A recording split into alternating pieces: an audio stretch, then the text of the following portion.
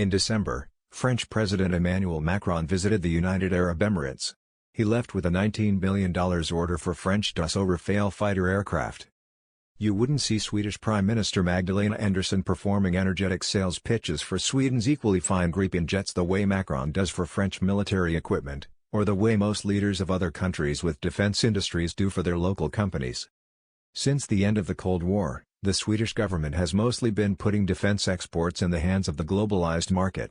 But with other countries' leaders pitching their companies to governments now investing more in defense, it's a flawed strategy. Oddly, Swedish governments of different stripes have put their faith in an invisible hand that simply does not exist when it comes to defense equipment.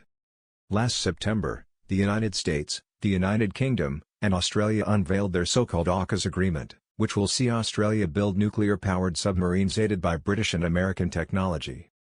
That, in turn, meant that Australia relinquished an agreement with the French company Naval Group for diesel-powered submarines. Apoplectic anger ensued from Paris, with allegations that friends had stabbed France in the back. A few years earlier, Sweden's Gripen suffered a similar setback. In 2012, Switzerland was getting ready to buy new fighter jets, and having investigated its options, the government, backed by the armed forces, opted for the Gripen over other France's Dassault Rafale and the Eurofighter Typhoon.